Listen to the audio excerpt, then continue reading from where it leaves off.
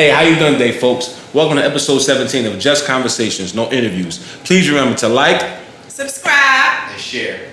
And thank you very much for commenting this week. We see we had about 14 comments on last episode. Please continue to keep commenting. We are in there now. We're starting to like your comments. We're actually responding to your comments. So please keep commenting. Welcome to Just Conversations, episode 17. First, we're going to talk about current events. We've seen this week in the news, we have the Freedom Ride going on from June 29th to June 26th to sponsor bill HR 4 and HR 1. Federal mandated bills to stop states from making their own Jim Crow type laws to stop minorities and low income people to stop voting the way they need to vote. There's a lot of rules that are coming out that make no sense to stop people from voting. So again, bill HR 4 and HR 1, which should be going in front of Congress on June 26th, we should be making a push for people to come out there and let our Congress and our Senate know that we need to pass those bills so we won't have to worry about elections being stole from us. I want to make a note that Philadelphia detective Philip Nardo was charged with 35 counts of rape dating back to April 2005. The first person he raped was on April 10th, 2005. This man was actually raping men while he was locking them up, and then he was still being used by prosecutors when the Philadelphia police knew that he was doing these atrocities to men. He was still being used as a witness. The Philadelphia police and the prosecutors know they had DNA evidence proving that he was actually raping these men. We want to talk about the shootings in Miami for Memorial Day weekend. Very scary stuff. You guys with these guns need to really slow down. They're going to wind up making a bill, some type of law that will be worse than the crime bill. So all this unnecessary shooting, really need to calm down. We had about 2 unnecessary murders also in Philadelphia. One man sitting on the steps, one person at a skating ring, and Elmwood skating ring. Please, let's calm down with this violence. It's going to cost us all a lot in the end, on top of losing a loved one. The president has recognized the Tulsa, Oklahoma bombing on the 100th year anniversary, where there's 3 survivors that are left. Also, they want to come out with an economic plan for African Americans and impoverished people. That would be a great plan for a lot of us. So instead of us running around shooting, it's the time for us to line our pockets with great opportunity, great businesses that we can start opening up and really go somewhere with it. So how about we put down the guns, pick up a book, pick up a business plan, pick up a pen, start writing in our phones, and let's try to get some of these billions of dollars they're going to start allocating towards these communities. Also, I'd like people to know that Robinhood has just started allowing investors to start investing in IPOs. It's very serious. You might want to get in on that. To give you an example, when you go to invest inside of an IPO, that's a chance that you buy stock on cents of a dollar or dollars.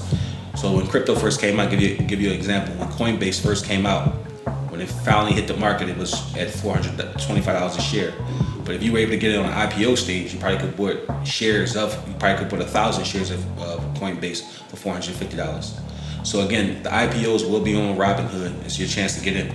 Hey, what's up, everybody? I just checked this new show out called High on the Hog on Netflix. It's a must-see. It takes us as African Americans. It takes us for a journey all over the country through history, informing us on our impact in this country through food. Great quality. Check it out. Also, to double back for last show, we talked about how crypto was down real bad that week. Well, this week, crypto has shot back up. There's a good chance to get in on it. Like we told you, there was a dip. Always pay attention to the dips. If things are on sale, you might want to buy them. But again, do not take our word for it. Talk with a financial advisor. But just know, just like with clothes, if you see clothes that you like, when it goes on sale, you're more amped to buy it. Same way with these stocks and crypto. Lastly, last year, a lot of people had a lot of money. But this year, a lot of people won't have money. Inflation is coming. So if you can, please be mindful of the money you're spending. I know the holidays are coming up. A lot of barbecues and everything. Meat's going through the roof. Everything's going through the roof. Gas, everything. So be mindful of what you're spending, because this won't be a ball of summer like last year. Have a good day. Thank you very much for the people who showed all the black massacres from about 1900 up till now. They showed all of them on in the comments of the YouTube. It's really getting interesting to people that's starting to watch and who actually giving us even more knowledge than what we had. So they were commenting and they gave us that? Wow. They so actually put the whole thing in there. Yep, it was pretty decent. So thank you very much. And that's pretty much what it's about. Making sure that our conversations are prolific and they become, conversations for households. So a topic we want to touch on for this week that we saw, it was all over last week on the news, the Steak 48 controversy. Again, Steak 48 is a fine dining yes, at its best. it's a fine dining restaurant in Philadelphia. So it used to be. Depending on who's talking about who asks. Some people are in the uproar because now they're tightening up the rules. They're making a dress code. They're making a spending minimum, and some people feel as though they're being targeted. Is there a particular group of people? I can't say group of people. I can say maybe a financial class of people do not appreciate a financial class. It's more of a financial thing for me. I'm not a frequent person at Steak 48. Okay. I do fine dine. Okay. Not so much Steak 48, but some other places. But now let me ask you this. Yes, ma'am. Have you had the pleasure of visiting Steak 48? No, it wasn't on my to-do list. You know, we had COVID and everything. Okay, I understand. Mm-hmm. What about you, Sam? No. So, speaking as a person that loves fine dining as well. Okay. I mean, I travel for food. I think we've, spoken about that. And we might get into that further, down the line in this episode. I have gone to Steak 48. How was the food first? It was delicious. If y'all need a commercial, call me. It was delicious. They had this corn creme brulee. Impeccable. I was just talking about it today with my kids because it reminds me of creme brulee, one of my favorite desserts. In addition to that, they have a great meatloaf that's combined with like really grade A types of beef. The drinks were superb. The etiquette, the lighting, the seating. I love cushion seats. So it was like me and my girlfriend were able to, not girlfriend in that way, but me and my girlfriend were able to sit on the booth chair and had the table. All our food was, right in front of us. Yes. And deviled eggs with fried shrimp. When I tell you, let me tell you, I am a person that goes to restaurants, and what I love to do is during restaurant week, because we have a restaurant right here, then we have it in King of Prussia, then we also have it in New Jersey. So I'm one of those people that I pick what restaurant I'm going to based on their menu. I went all 3 courses to be something that I like, right? And you only get 2 or 3 options each time. So with that being said, I make sure that I frequent a lot of restaurants. Lunchtime, when I worked downtown, I was at the Fresco's on Tuesday. I was at, that's what I love to do. So how was the experience overall? I love the food. I love the ambiance with, atmosphere. with my girl, who's also my friend, right? I had to make that very clear. You throwing the towel and all that. In 2021. I think we have to be very clear. I'm sorry. So go ahead. Okay.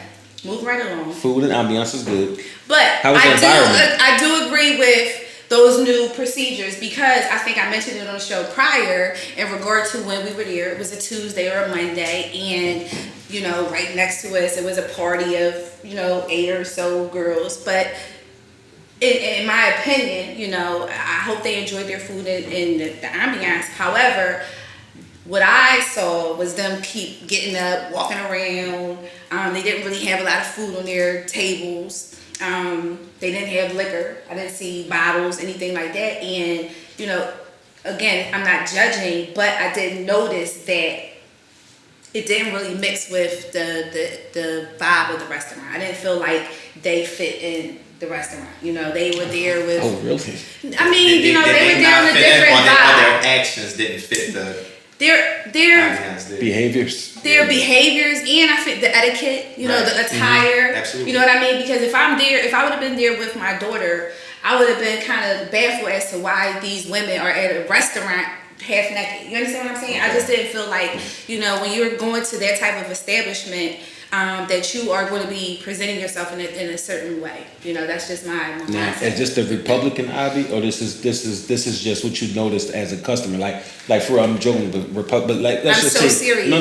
What I'm saying is that if you down there, let's say, because law firms are all down there. A lot of law firms have expense accounts. So if you're in there at a law firm, you got your expense account. You going in there, you might be taking a client in there. Okay. We talking about business, and you as a lawyer taking this client in there. You're showing them some good food, good ambiance. And then you turn around and there's a group of people in there, half naked, talking crazy, selfieing, and taking away from this business that you think you can conduct at this certain type of place. See, it's one thing if we there and we spending $20 at Fridays and 2 for $20 at Applebee's or something, right? It's another thing when we somewhere and we spending $300 per person, or we have a $5,000 expense account and we maybe just getting a $2,000 bottle of wine to talk about something serious, and we want to go somewhere we can actually talk and have a business conversation. See, the problem with that is, though, whenever you go on in public, you can never control what's going to happen in public. So that shouldn't even reflect on your business. I mean, it can, but at the same time, whoever you entertain in there got to also understand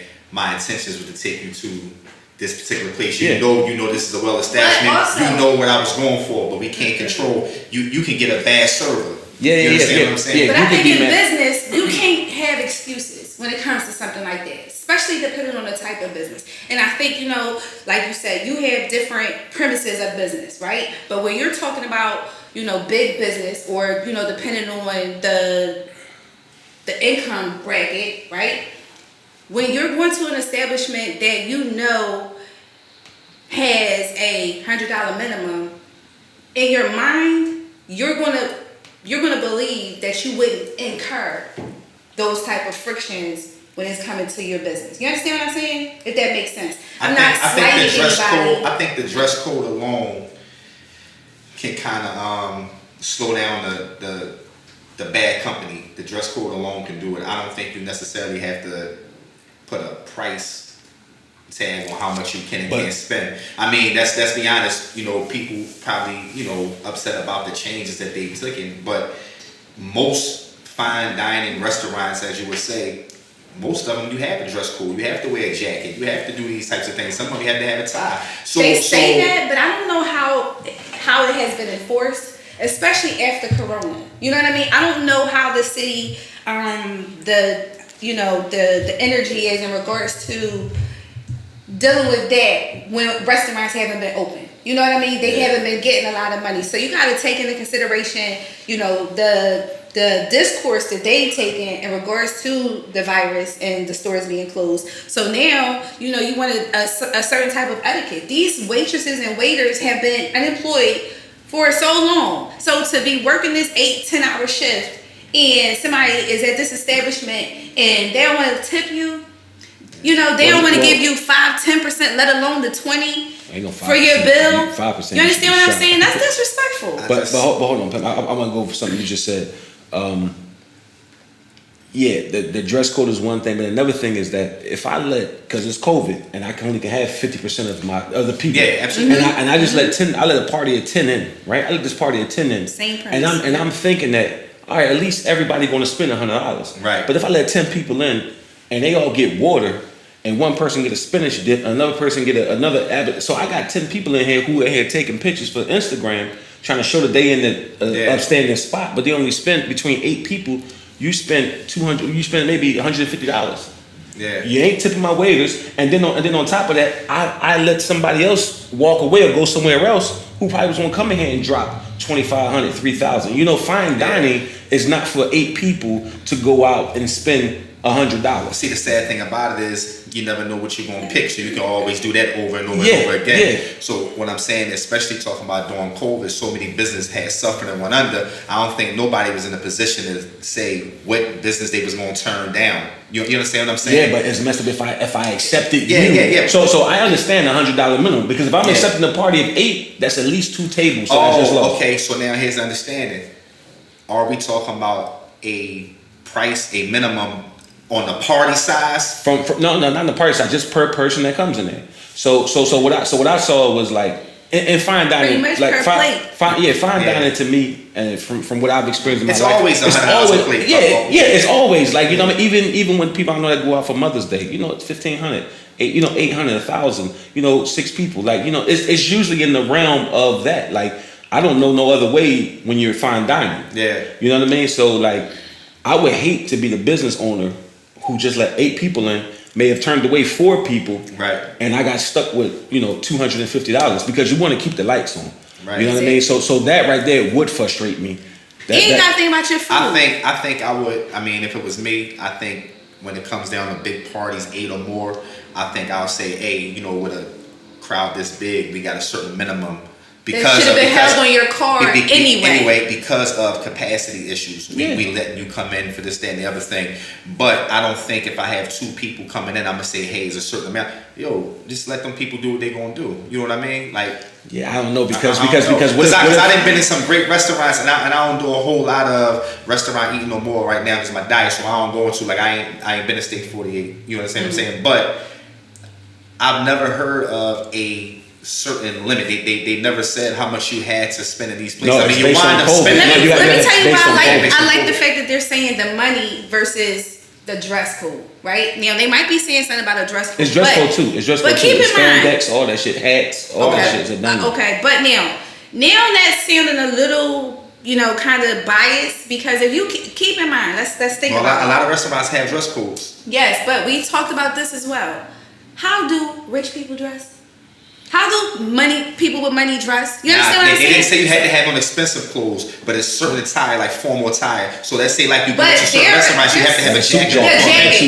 But because I was going to say, mostly they will wear jeans, denim, but they just have on a jacket, a blazer. Right. So the look, just like in regards to what we look at formal and what they look at formal is two different things. That does chase away certain crowds that you don't want. Absolutely. You understand what I'm saying? Absolutely. And that's cool. If you got a person who came in here, we ain't knocking the people who, because sometimes we all switch it up. But if a person came out that day, he had on an Adidas sweatsuit and a pair of Adidas.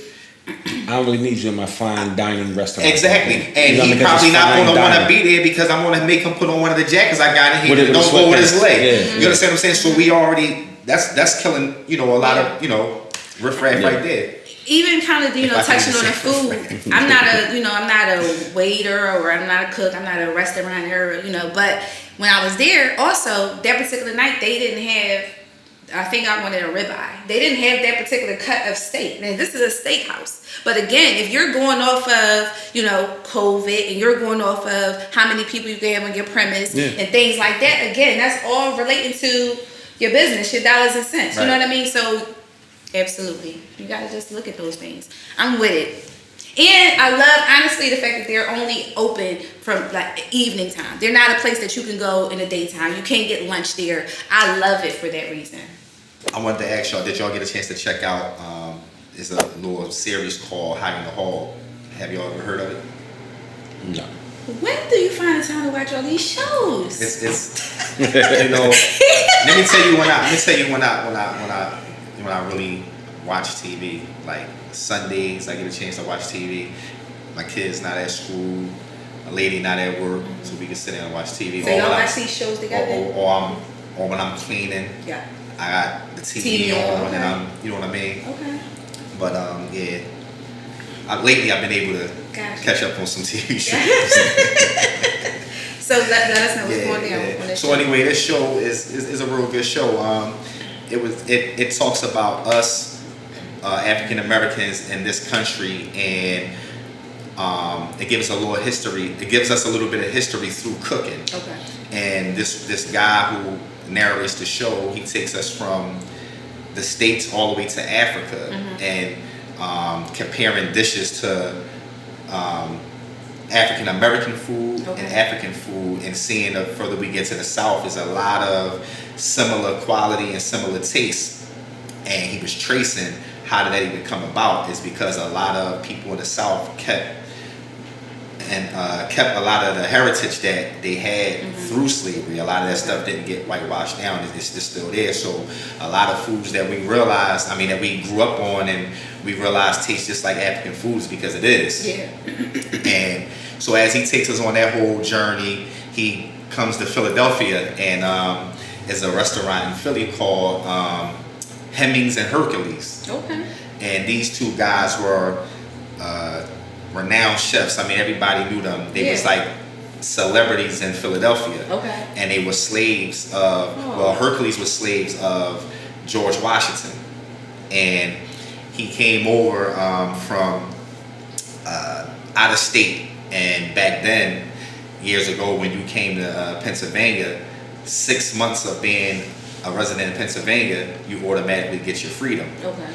So he was such a good chef, and George Washington wanted him so much that every time the 6 months was about to be over, he would take him back out of state to where he came from to start the clock back over. So when he come back, he got to serve another 6 months. Wow. Yeah, so you know, that's crazy. He was an excellent chef, and a lot of chefs in the cooking world know of this guy, but there's no real literature on his recipes, and they're trying to figure out how do we have one of the biggest chefs in the world or in the country at this time, but we have no documents on his recipes. And come to find out that once he finally left the Washington's home, George Washington's wife, Martha Washington, pops up with all of these different recipes. Stop. Oh, that was his shit. Wow. It's all his stuff. Wow. So the people who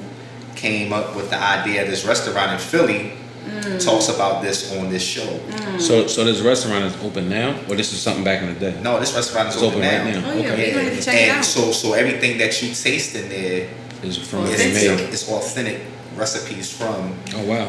those guys. So what kind of food? Like what kind of? Well, they have a dishes little bit of And everything. how old So they be now? Like, how old are those guys? Them guys would be Like big. how old would- If they're yeah. from George Washington, yeah, they'd be yeah, big. they Probably 200 fucking years. I'm just trying to do the math in it's regards George- to well, how where did long these recipes recipes. been going on? Yeah, no, so but we I'm can saying- just say slavery, slavery time. You know what I But mean? so where did they get the recipes from? If the woman had the recipes, Well, well, they stole them, I had guess. about one Somebody- recipe. They had about one recipe of his, and they know that this is not accurate because Gotcha. this guy was the best. yeah. So much so, he had a big personality because of it. So they said after work, when his shift was over, now remind you he's a slave. When his shift is over, he come out of his uniform, and they said he put on like fancy suits, and he had a gold cane. Stop. And he would walk up and down the streets of Philly, hanging Yeah. out doing this thing, and everybody Oh, knew who he what? was. No, Oh, he was yeah, legitimately yeah. a celebrity. Yeah. So a lot of I know all this Wow. time I was coming up thinking like our celebrity just started in these days. We even as slaves, Yeah. our Think vibration about was boxing. heavy. Yeah, think about You boxing understand and all what I'm that saying? shit. Even down to like boxing, anything with sports, any kind of combat. Yeah, Absolutely, our vibration was heavy, and we were celebrities, and we were loved by people. The dominant yeah, society. even though they treated us bad, they didn't want us to believe that they was infatuated. What is it? It was a fact. So much so, the stuff that we complain about now when we think about Uncle Ben's rice, and we think about Aunt Jemima, and we think about all these different things that depict us in a bad way. Well, they put those people Images. on those images on those That boxes. wasn't the people. Yeah, they put those images on those boxes because it sold the authenticity of the food. Yeah, the food, yeah. Because we were such great chefs. They had to not- put black people next to the food. They had to put black people next to the food for it to sell. It wasn't like a shot at. When I came up, I was thinking it was a shot at us. Like, why would they do that? Well, why would they put that on their product? Well, that just said, oh, That signifies. that signified. No, this is authentic. Yeah. You understand what I'm How saying? good of cooks yeah. we are, because they all ate our food. Their children ate our food. And the ones that I just named were just like ones that wound up reaching us. It was probably way more blacks on boxes or whatever back then. These are just the ones that came in our era. Yeah. You know what I mean?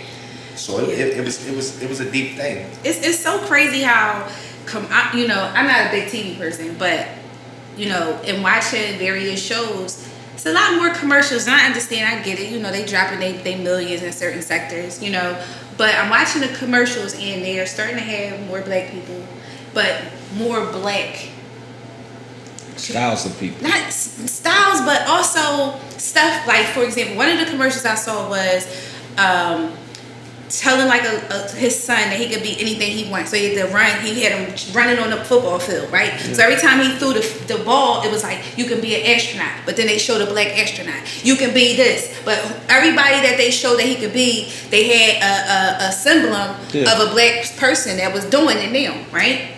So to kind of go back to the food thing, I'm watching a food show. Anybody know I'm a big foodie, and I'm watching a guy who kind of goes to different. No, I'm watching a food show, and they're cooking. And one of their competitions is that they had to pretty much go and eat at all these different restaurants, right? So you got all these different cultures, all these different races, on this show as contestants competing.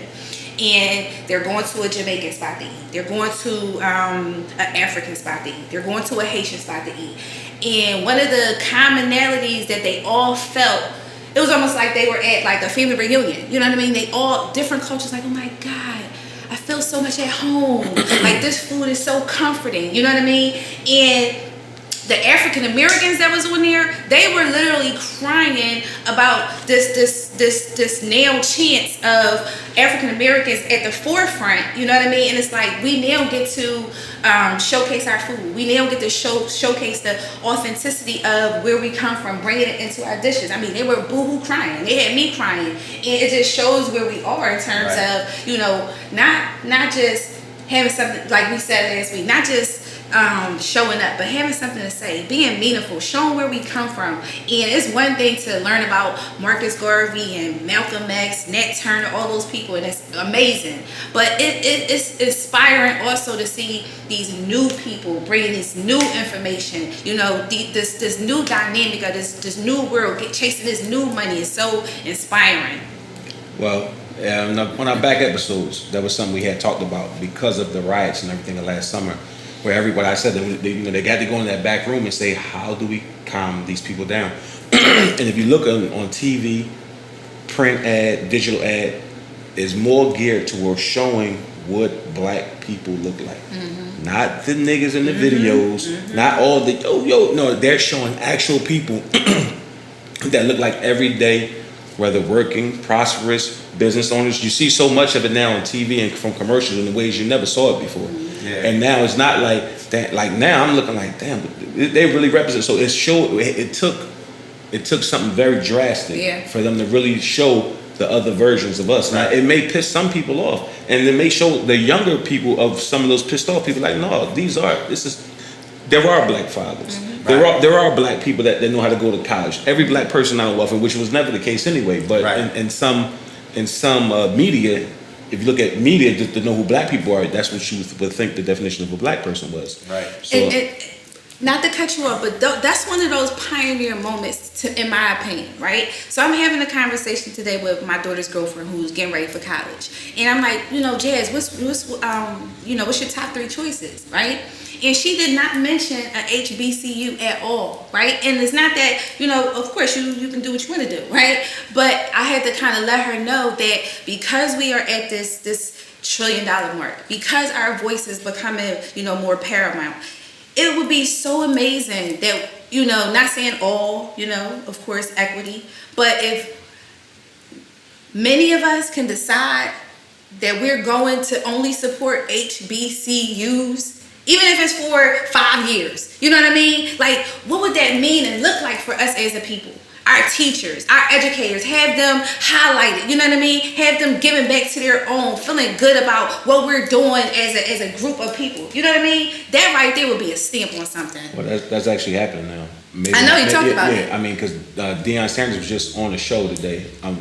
Last week he was showing what he was doing. And the guy said, well, what are you going to do when the NFL comes? Dion said, I ain't going to the NFL.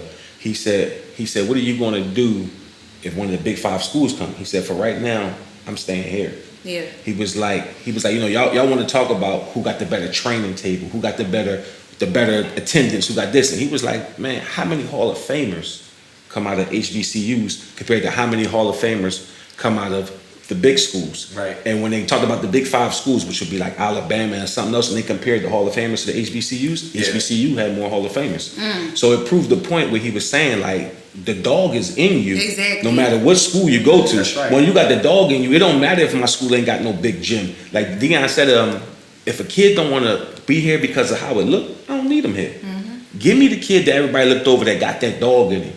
I'm gonna unleash that dog. You know what I mean? Yeah. I think you are seeing a resurgence of black pride. Yeah. A resurgence of, you know what, if y'all don't, I mean, even down to a person who's insulted by Stake 48. Hey, if y'all feel as though that rule is against me and my people, hey, guess what? I ain't going there. And maybe that person will make their own version of State 48 and find it down. However it goes, what you're seeing now is people realizing, like, if I don't like what's going on, forget complaining about it. How about I just make a whole new option, a whole new universe, and that's what's happening. So for all of it, I applaud it and take my hat off to it, because it's showing a different way. and they can't box us out now. They even shown where like a guy like Pat Mahomes, who signed for maybe $500 million his NFL contract, at least 170 is guaranteed. They're showing he's a doc in the HBCU, so a portion of his money will go to a HBCU. So they're showing where guys are getting creative with that money. I mean, at $170 million, how much do you really need? You know what I mean? How much do you really need for the rest of your life? $100 million to set a family. And guess what that really says for the school, right? You know, I'm just kind of listening to you, and I'm thinking about how you said there's more people that came out of the Hall of Fame at HBCUs versus those other schools, right? But guess what? Those HBCUs, right, are still standing. And I'm thinking to myself, a huge reason for that is because when you get that Hall of Famer title, there's so much more that comes along with that in terms of those players making contributions to the school or yearly donations to the school and things like that. You see what I'm saying? Like I don't know if they did it with those particular guys, but I know going forward, that's a lot of people are like, you know what? Let's start dumping that money back there with people who look like us. Yeah, so it's only right. You know, as though it was always something that was always spoke about. Right. But now you're at the time and age where the action is really going behind it. Exactly. So it'd be something good to see. I mean, you know, we got the sauce. You know, something about our culture. We got the sauce. Like it's just always there. So you know, yeah, you know, whatever it is, fashion, food, whatever it is, we really dictate it. And as long as we keep, you know. As long as we understand that, we keep our finger on that pulse. Can't nobody tell us what to do, you know. So all this time, this kind of off topic, when you said the sauce, the food, and the fashion, and I'm thinking about this fictitious character, Django, right? And then I'm thinking about this chef that I was just talking about, and this is how he's supposed to be walking around in Philly. Even as a slave, they ain't even break his style, his whole style, and whole spirit. He was who he was, and that was that. He was going to be him no matter what. I'm so glad that you brought that back up. You know what I mean? Because I think that you mentioned that you said a very specific word. You said not broke. It wasn't able to break his spirit, right? But that kind of goes off into people, not just jealousy, but envy. Because for us to incur the things that we have as a people and still maintain this level of, you know, like let it fly off your back is beyond what people really can fathom. I mean, even your friends and family, you know, have a hard time understanding a person or a family member, a cousin, whatever, that, you know, I don't know, just total their car on Friday, but Sunday morning, you know, like, what's up? What's good? Where we going for brunch? You know what I mean? And it's a vibe. You know, it's a certain energy that person has that comes within that, you know, is untouchable. It's unstoppable. You know. Strength. Absolutely. Yeah.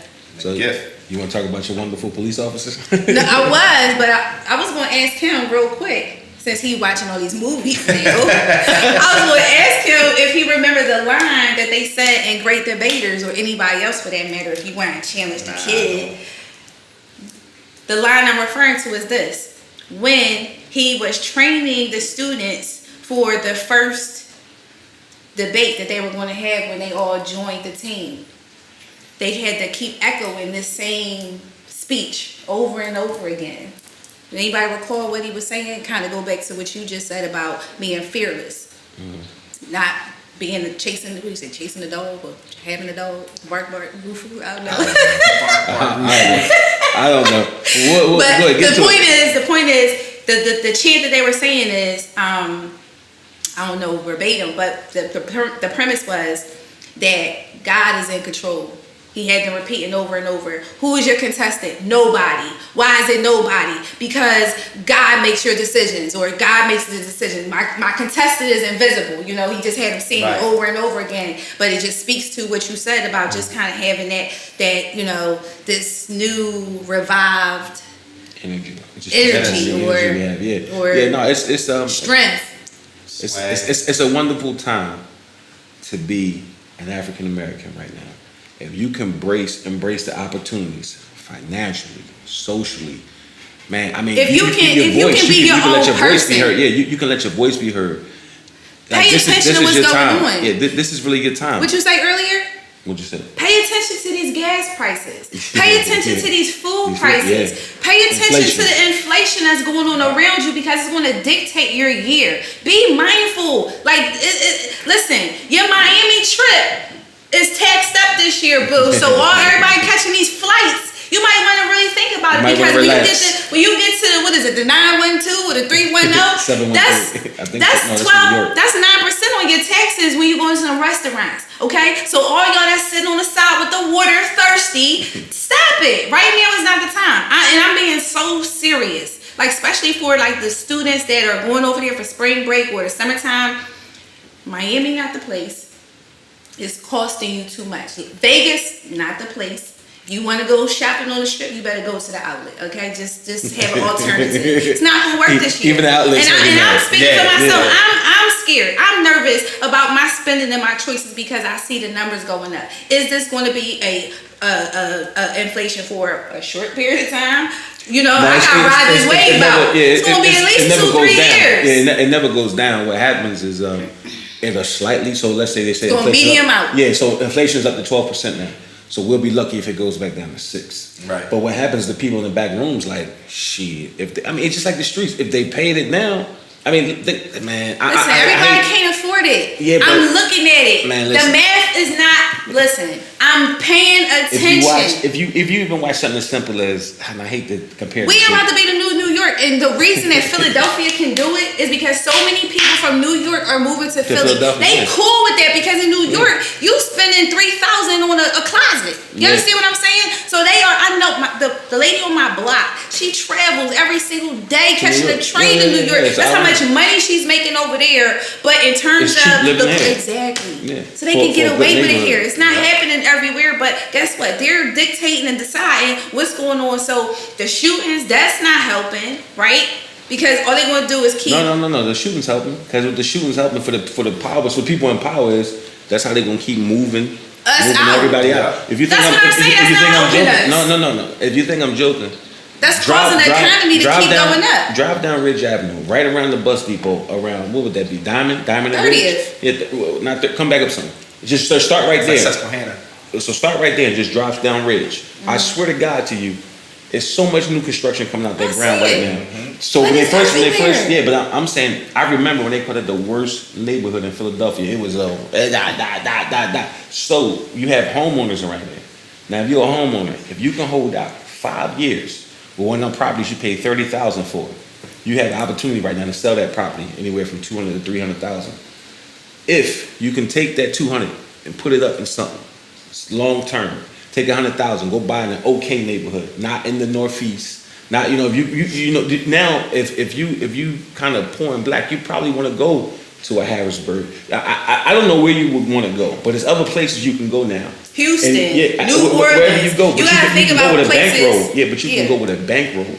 You know what I mean? You don't have to start all over from I ain't got nothing. I gotta grind it out. No, you can really go with a $200,000 bankroll and stash another bean for whatever you do. Mm-hmm. You know, it's ways to do it. Depending on where you go, you don't even need that. You know. No, but what I'm saying is that you have a chance to go with some money. Yeah. With some, but you have a chance to have some.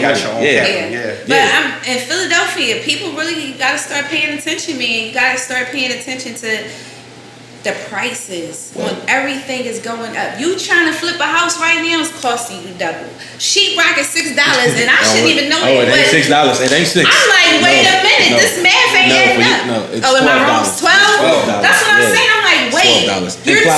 Plywood is $80. All I know is it's double than what it was before. So you think you was about to do a quick flip with your PPP? Sorry, it's not gonna happen. Always saying, folks, is this money is about to get scarce. This money about to get scarce. For those of you who work in your plan, keep working your plan. Obviously, with anything in life, markets make corrections. These things will bottom out, but I hope everybody has a plan. Some might be time to downsize. You know, we had a lot of fun last year. Might be time to downsize. Think about what we're gonna do for the next 3 years. All in all, you don't want to be the guy talking about remember when I. Just enjoy it, man. This thing go up and down like this. All you gotta do is just hold on. You'll get back up there. if you know how you got up there. If you cheated to get up there, then you got to wait for another cheat to come. You know, COVID may only come every 40 years. So you got another 40 years in you, you might get another bankroll. But what I'm saying to everybody is, hold on. We're going on for a ride this time. Listen. I'm thankful for y'all. I think that y'all my excuse for no vacations this year. Seriously, because I. So let me just say this real quick. This could be kind of not as converse worker, but we just gonna pose this topic. We appreciate you guys chiming in with your comments and things like that. So one thing that I want to talk about next time, I would love to see what you guys believe and feel prior to. So there was this 15-year-old boy. Male, and he stabbed his classmate, age 14, 114 times. Wow. 114 times. A 15-year-old stabs a 14-year-old student. Question mark, question mark, question mark. Stay tuned, and hopefully we'll have the conversation next week on that. So if anybody want to comment on that, again, we are answering to the comments now. If you go back and see, we had 14 comments last week, and we even went back to the older comments. So it's all in there. We can have a conversation online. You can start talking with us. Also, remember, we have a Facebook. We will start putting up the articles that we read to get some of this information, so you can read the whole article. We will also be putting up. You can see some of the behind-the-scenes stuff on TikTok and Instagram.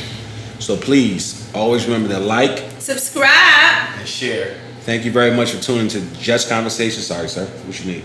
Convo sparker. Can't leave without giving him a convo sparker. Give him the convo sparker, sir. Hey, I had a conversation a few years back with an artist, and the question was, is beauty a opinion or a fact? I really want y'all to write in and share your opinion. I don't think I was ever sure what my definite answer was or what my definite opinion was, but I'm gonna show y'all a couple different things. Hopefully we'll have a dry erase board in here, and just to give you the understanding that this gentleman was given to me. So write in, let us know what you feel. Ooh, I love it. Like it? I love it. And that note, folks, we'll see you next week. It's just conversations, no interviews. Thank you. I lost that and more. You say you hate me drawn. Bounce back like before. That's a new bag for sure. If you don't go for sure. If you don't go, we gone. No, we lootin' shit, smoking runs in it. Capo shit, but she gon' throw a fit. Pour that Pandora on her wrist, cause I done look in her eyes, she knows I like. She pussy poppin'. See, there's a process, she's mesmerizing, still all the money. If Vegas scammers and living lavish, she makes some money. She makes some money, she makes some money. She does it proudly. Scamming and scamming, she living lavish. All this the money. I can't lie for the real money. She makes it funny.